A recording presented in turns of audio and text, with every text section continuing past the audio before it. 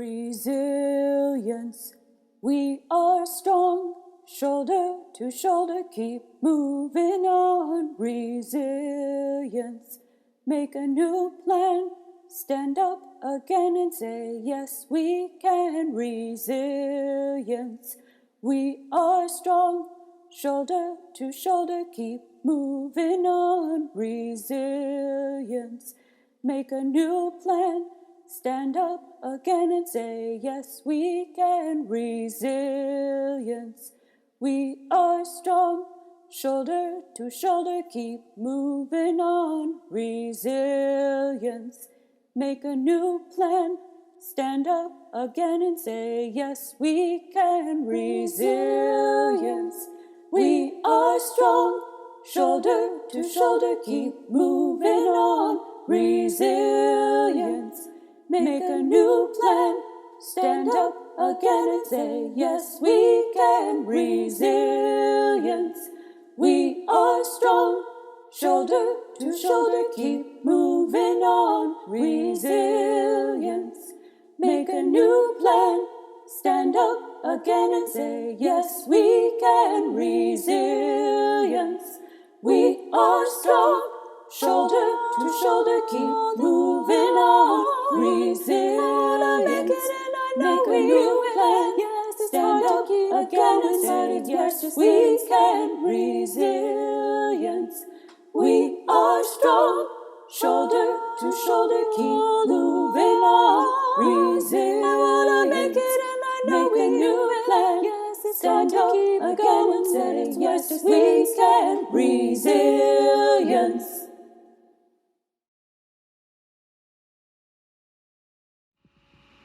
Hello, I am Janine Gelsinger, the Executive Director of UU Jazz, the Unitarian Universalist Justice Arizona Network. I'm so pleased this morning to be with the Baja 4 congregations. If you're joining us for the first time, you'll want to know that Unitarian Universalists are a people that affirm and promote the inherent worth and dignity of all people. We strive for justice, equity, and compassion in our relationships. We work towards a goal of world community with peace, liberty, and justice for all. And especially on this 50th anniversary of Earth Day, we respect the interdependent web of all existence of which we are a part. Hi, I'm the Reverend Samantha Wilson, serving Mountain Vista Unitarian Universalist Congregation, and I'm grateful to be here alongside Janine Gelsinger and the Reverend Matthew Funk Crary of Borderlands UU for our service today.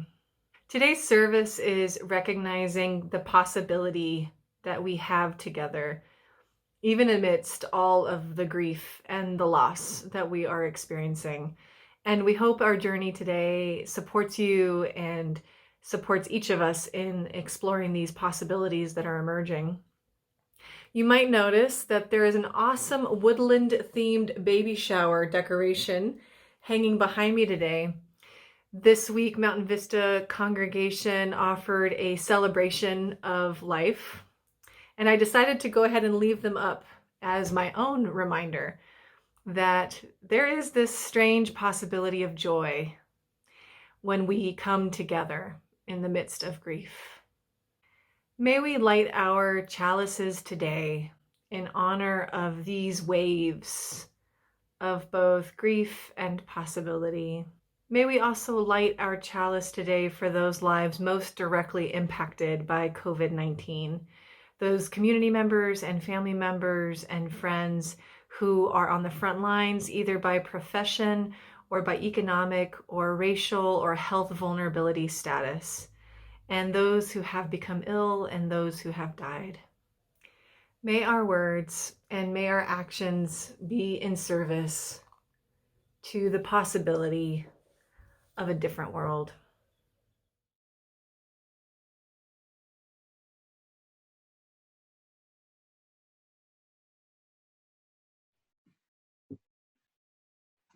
Sorry, I got distracted exploring this map. I've been studying maps in order to get reoriented. Guess that's what maps can do, right? They can help us locate where we are. My church is here in Amato, and this map informs me that I have to travel north to get to Tucson, and then east, and then further south to get to Sierra Vista. But there's another thing that maps can do, right? They can help us imagine where we want to go and make it possible for us to get there. You know, that reminds me of a true story.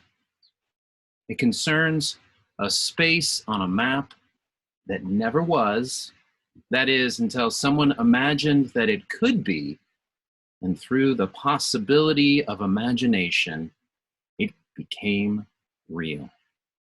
It's the true story of a paper town.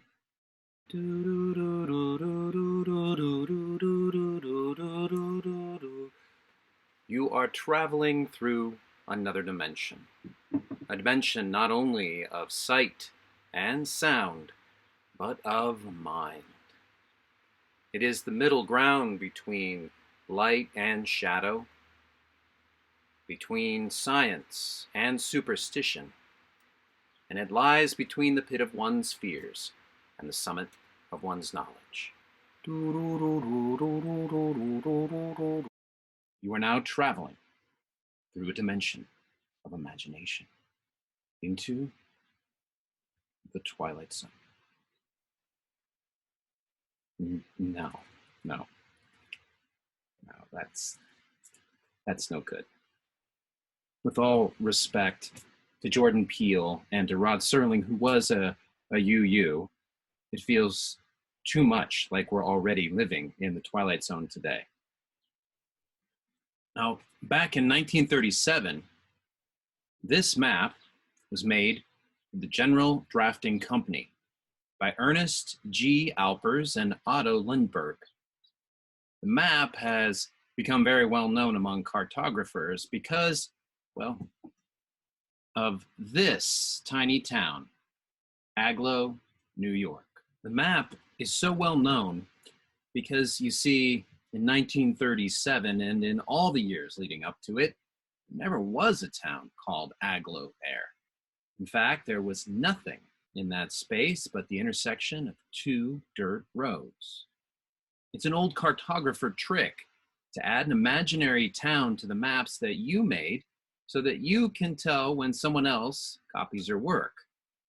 Agloe came out of Ernest and Otto's imagination as a good spot for what they called a paper town, a town that only exists on a map.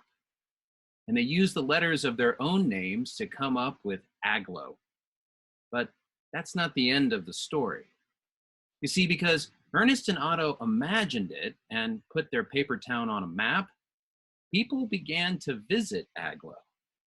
Though it was only a dirt crossroad, it was enough to inspire someone to eventually live there.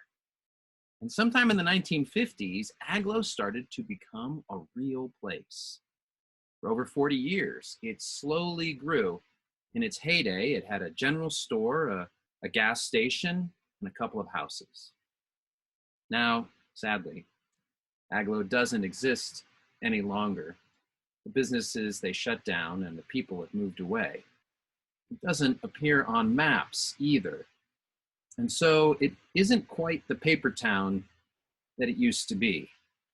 But this, too, isn't the end of the story. See, Agloe still exists as a setting in author John Green's book, Paper Towns. Green has said that he finds the metaphor of Agloe irresistible. In a TEDx talk from 2016, he said, "It's easy enough to say the world shapes our maps, right? The overall shape of the world is obviously going to affect our maps. But what I find more interesting is the manner in which we map the world changes the world. The world is changed by our maps of it." And so he concludes, "I believe that what we map changes the life we lead. Maps don't show you where you will go in your life, they show you where you might go. You very rarely go to a place that isn't on your personal map. Imagine that. Maps don't just represent the places we already are.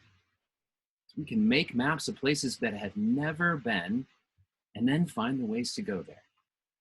We travel by maps, not only of places we know in sight and sound, but also that we create with our minds. And there's fertile ground right there between light and shadow, science and superstition, between fear and knowledge. Navigating by a map that's crafted both by our current reality and what we can envision just might bring us into that zone where we can map out our tomorrows. And that's the meaning that the paper town Agloe, New York holds for me today. There are still possibilities to imagine and create even within this pandemic. Maybe even more so now, when we are struggling with the physical realities of our health and our economy and our society. And so it reminds me of what the Reverend Richard S. Gilbert wrote.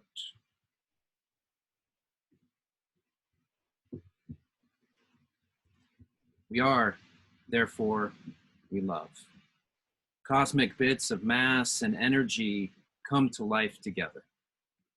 We love, therefore we are. May we be humble before the wonder of what we dare to create.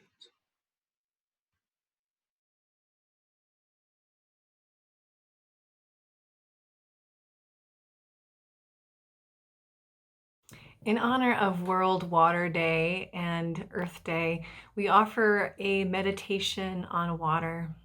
I know there have been times of feeling terribly, terribly alone in the midst of our physical separation.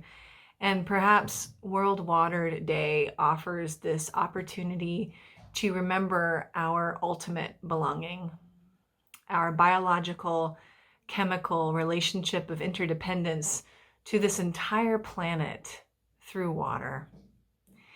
And the possibility that we offer today that we might be in an even more right relationship with this planet and with this resource after this time.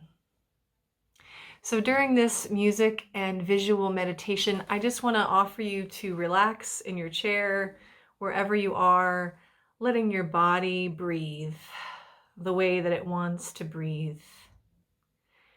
To notice your own rushing heartbeat.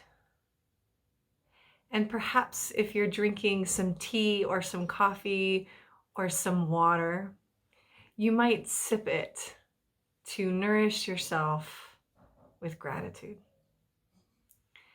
May you be well. May all beings be well. And may our planet be well.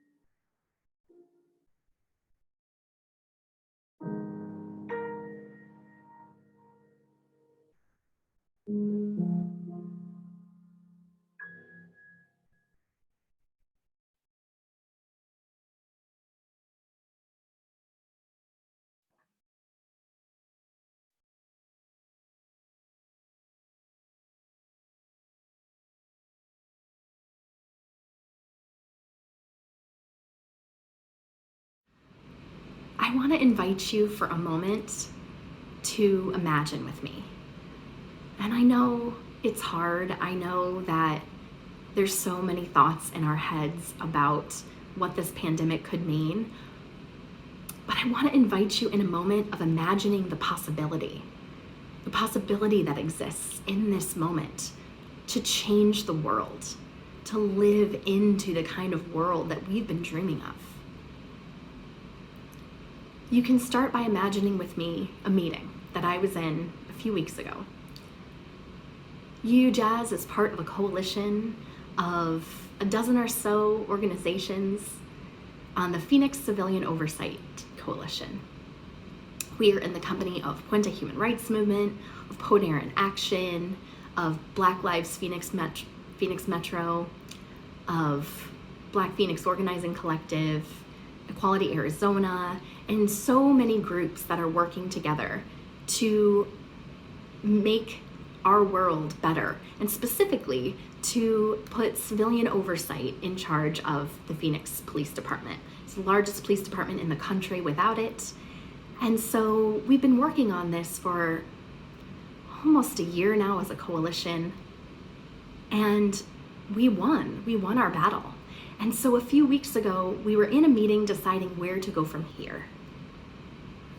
And it was hard. We were all kind of stuck. And then we realized that in the last weekend, Phoenix police arrests an average of 300 people every weekend. And that last weekend, they had only made 36 arrests. That means they were citing and releasing folks on the spot to avoid putting them in jail because of the infection possibility of being in jail with the coronavirus and how quickly that would spread. And we were thinking, we have to completely recalibrate our goals, because our goal for the last 6 months, for a year, had just been to put in place this little stopgap. If we could get civilian oversight of the Phoenix PD, that was, at that point, the goalpost, the best we could do. But now, in this moment, we have the possibility to say that we don't actually need to arrest anyone and put them in jail. We can effectively end the bail system, because we don't need people to sit in jail before they've been convicted of any crime. We can let them go and they will return to court. Studies show that the bail process isn't effective in having people return. It's, in fact, equally as effective as sending them a text message reminder of their court date. And this wasn't possible just a month ago, but now the Phoenix Police implemented it without even having to push for it. As an organizer, this is a game changer. We've joined our comrades in Ohio, in California, in Boston, in New York, in pushing for the release of folks in detention centers and prisons because of the COVID-19 outbreak. Now, we believe they never should have been there in the first place. In La Palma Detention Center here in Arizona, 93% of detainees have not been convicted of any crime. That means that they are in detention just for seeking asylum and waiting for their court date, waiting sometimes 6 months, 8 months, a year, without visitors, without having committed any crime. And we know that in this pandemic, the detention centers are tinderboxes, waiting for a spark, waiting to explode. We know we need to get them out, and in this moment, we can imagine that for the first time, that's a possibility.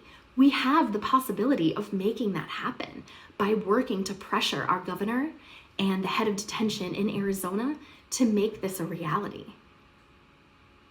So I want you to imagine with me the possibilities. I organize with Sunrise Movement here in Phoenix and also in Southern Arizona and in Flagstaff. And Sunrise Movement have been pushing for cities to declare a state of climate emergency. And we had a protest lined up, a climate strike, for the end of March. And it got canceled because effectively we are in one large climate strike. The possibility of this happening was something we were pushing for, but we didn't even believe that it was possible. We were asking the mayors and our legislators to declare a state of emergency, to do something about our climate. And they would say things like, what, are we just going to ask people to stop driving their cars? And then look what happened. Look what we did. And on this week of the 50th anniversary of Earth Day, do you see what the sky looks like over your city? Can you breathe how clean the air is? I personally haven't filled my gas tank all month. Now, I drive a lot for my job, as you know, traveling around the state, visiting you all for UU Jazz. But because of our embrace of technology, because you all were able to go the extra mile and learn how to use Zoom, here I am today, having driven 0 miles. But I'm visiting you in 2 locations in Tucson, in Sierra Vista, and in Amato. And that's because you did the work of embracing technology. Think about what this could be like when it's over. When this so-called pandemic ends, are we going to go back to the way things were before? What if we kept some of these lessons we learned? What if we realized that we don't have to fly people, a dozen or so people from all corners of the country to meet in person every year for a meeting? We could do it on Zoom. And these are little things, but what if we also recognized that with all of the people losing their jobs right now, this is the moment, this is the time to push for a Green New Deal, to push for investments in green energy and jobs so that our green efforts and our economic justice efforts are linked together in that plan called a Green New Deal. This is the moment for that possibility to happen. And in the meantime, since I've been staying at home and working from home, I'm noticing what's happening in my neighborhood. Are you? It's been transforming. I live in an apartment complex, and so I organized a mutual aid pod here among all my neighbors. We use a Facebook group to communicate, and when someone's going to the store, other people can ask for things. And it's been amazing getting to know my neighbors that I've lived next to for a while and only really waved on my way to the car. You know, one of the reasons that I've been lucky enough to notice these changes in my neighborhood is because I can work from home. I'm lucky enough to do this job from home so that I can take care of my kids who are out of school during the day and get some email hours in at night. And I've been listening to the disability community, to some of my dear friends who are leaders in disability rights, who have been saying that they've been denied the ability to work from home for years and years and years. And now, with this pandemic, we've been forced to recognize that many jobs can have that accommodation. Many jobs can be done from home. And it opens up so many possibilities to those of us with disabilities who have amazing talents and gifts to share if they're given the reasonable accommodations. And look at the accommodations we're capable of making. How many of us are doing a job from home and doing a pretty great job considering that the childcare that we count on doesn't exist. And there's other things too. Universal basic income was a concept we talked about a little bit last year in the debates, but it seemed pretty out there. And just a few weeks ago, the government issued stimulus checks to everyone. And we've done that before. Universal health care has been a topic we pushed for and pushed for and pushed for. But now we're seeing even insurance companies saying that they'll cover free testing and treatment for this pandemic. We know that these things are possible. I'm part of a group in Phoenix that's organizing to halt evictions, and we had a massive action planned for May. We were going to stop evictions from happening because over 60,000 people were evicted in Maricopa County last year. And those are people that in many circumstances just needed one more week to get enough together to pay their rent. And so we were organizing to create a group of lawyers and representatives that will create a tenants court in Phoenix, like many other cities have, to be able to help people go through this evictions process and remain in their homes if at all possible. And we had to cancel our action because the mayor of Phoenix already put a halt to all evictions for the next few months. And so we've had to switch gears and push for rent forgiveness, which is something that we never thought we would be able to do. And in this moment, it seems possible.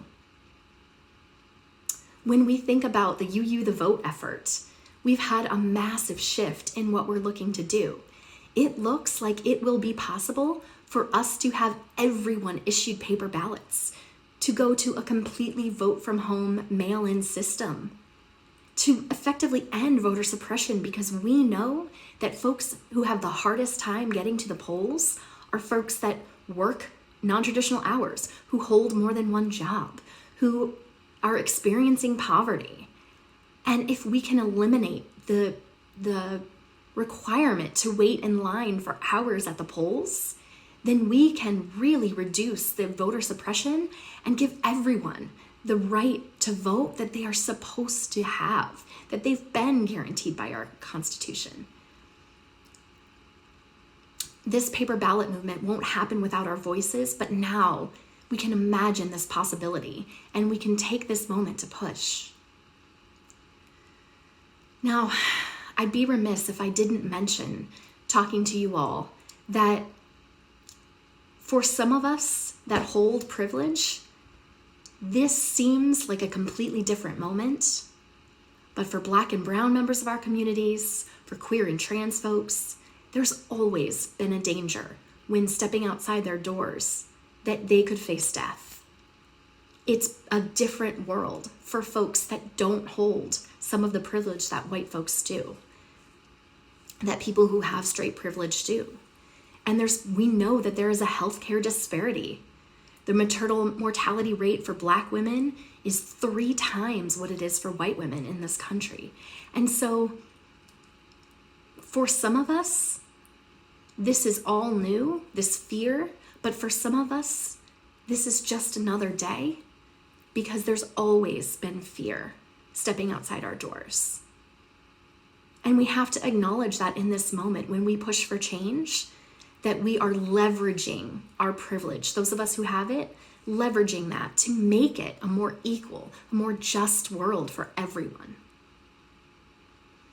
I had a moment at the beginning of this crisis where I was listening to Governor Newsom of California, and he was saying that the 108,000 people experiencing homeless in California were going to be found homes in the next few weeks, because otherwise it would become a massive public health crisis. Someone living on the street is not able to shelter in place.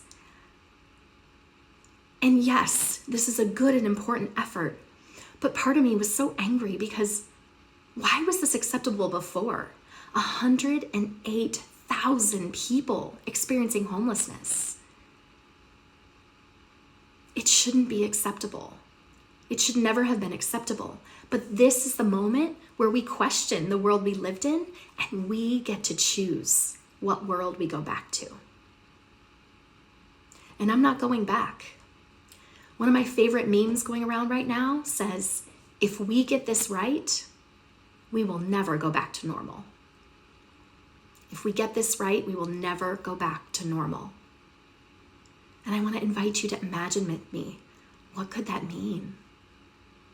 What could the new world we go back to look like? What if it reflected our UU values? And what can we do in this moment to make that so?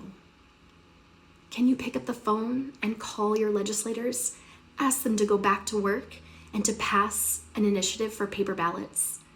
Can you ask them to allow all of the ballot initiatives to collect signatures online?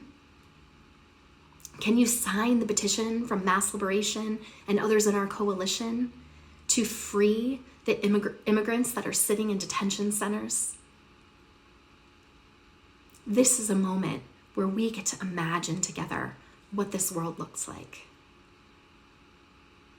And I know that it can be the type of world that UUs have envisioned all along.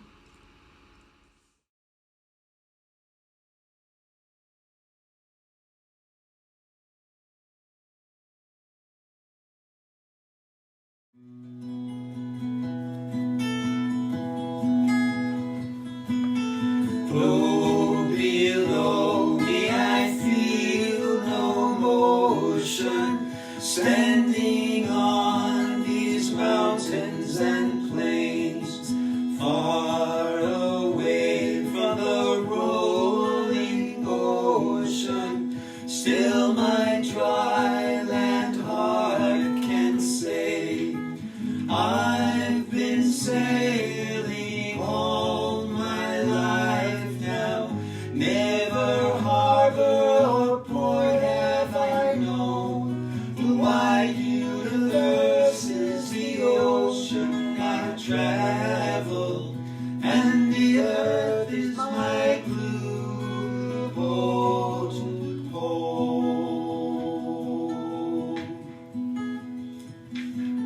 Sun, my sail, and moon, my rudder, as I ply the starry sea, leaning over the edge in wonder, casting questions into the deep, drifting here with my ship's companions, all we kindred pilgrim souls, making our way by the lights of the heavens in our beautiful blue boat home.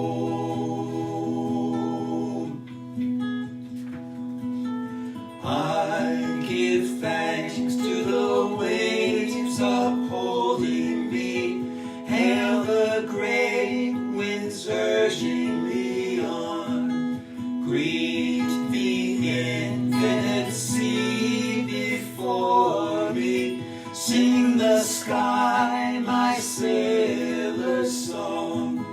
I was born upon the fathoms, never harbor or port have I known. The wide universe is the ocean I travel, and the earth is my blue boat home.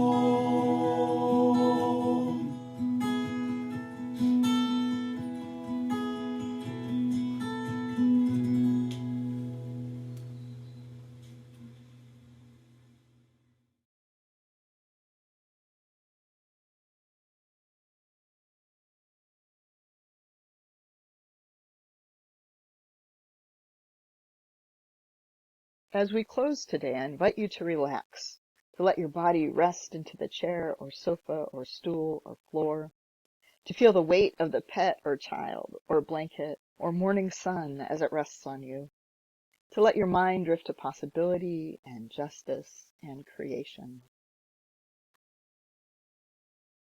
Because the poem we have for today invites us to think about a time that requires our full imagination, 50 years from now.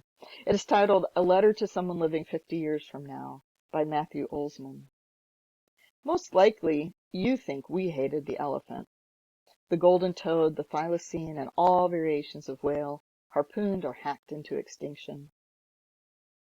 It must seem like we sought to leave you nothing but benzene, mercury, the stomachs of seagulls rippled with jet fuel and plastic. You probably doubt we were capable of joy, but I assure you we were. We still had the night sky back then, and like our ancestors, we admired its illuminated doodles of scorpion outlines and upside-down ladles. Absolutely there was some forest left. Absolutely we still had some lakes. I'm saying it wasn't all lead paint and sulfur dioxide. There were bees back then, and they pollinated a euphoria of flowers, so we might contemplate the great mysteries, and finally ask, hey guys, what's transcendence? But Olsman poem doesn't end well, and it doesn't end there. The final line is, and then all the bees were dead.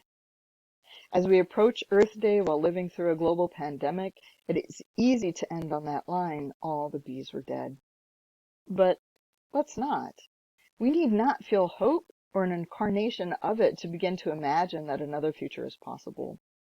one where our final words are not, and then all the bees were dead.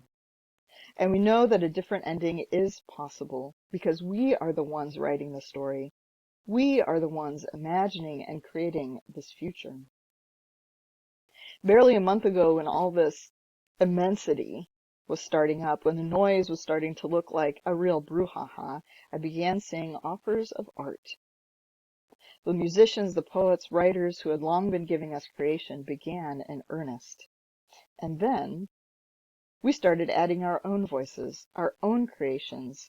Young and old, we have taken up pen and paint and yeast and soil to record our living history of this immensity, so we don't forget and inadvertently return to more of the same. Now, we request art of you. Over the next week, we invite you to create. Whatever it is that calls out in your heart to be made, make it. Bread, plants, masks, pottery, poems, whatever it is, make it.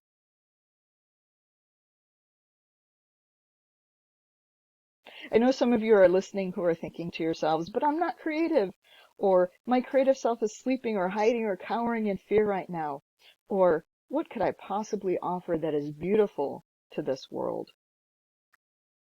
If that is you, I invite you to the ritual of coloring pages. It sounds too simple to be worthwhile and too easy to be valuable. But coloring is a way into the world and out of ourselves. A journey that many of us need in this time when we literally can't go. So, pick up those markers or colored pencils, or if you're really feeling old school, your crayons, and get to work. You can find these pages that I've shown today on the Borderlands UU website at this link. You can also download and print them to a drawing app. And when you're done with your art, you can send it back to us at the same page. We'll take photos of any of your creations, and we'll share as many as we can next Sunday. Be safe, friends, and we look forward to seeing what you create.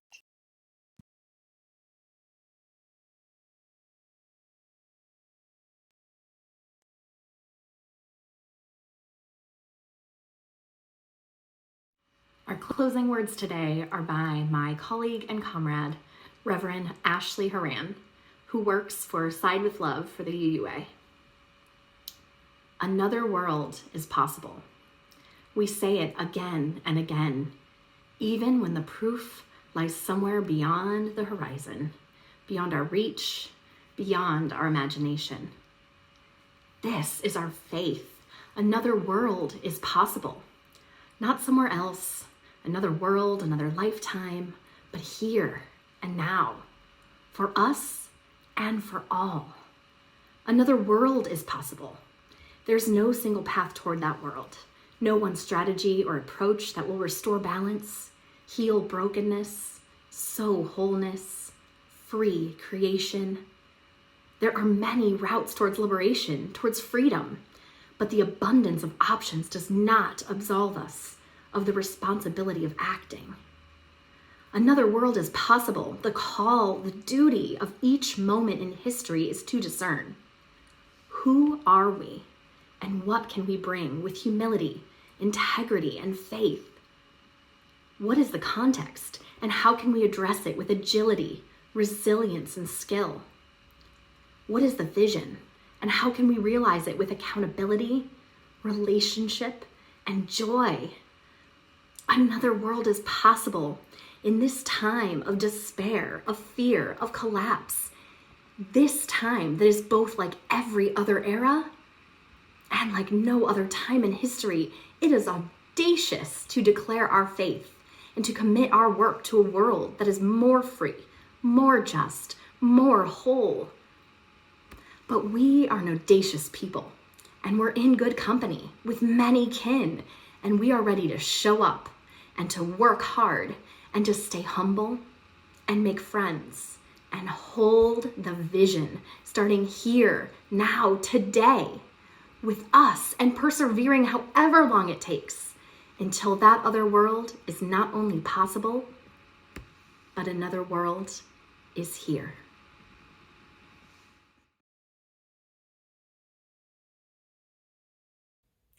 Go in peace, knowing you are not alone. Instead, over and over again, we find ourselves interdependent with all beings and with a possibility that our interdependence could be a blessing. May it be so.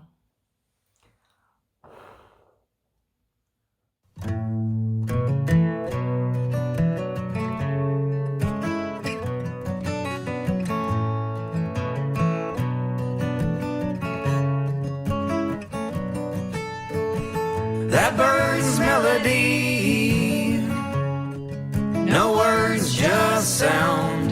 Your voice a melody.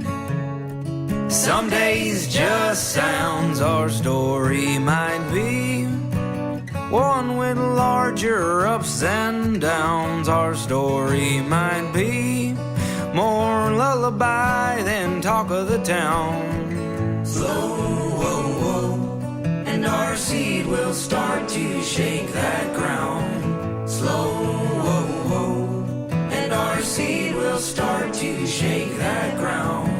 Made a little earthquake when we send our roots down. Little body take shape and take stock of the town. We made you, Jose. Your imprint's gonna be so great. We made you, Jose. That ground is better off that way.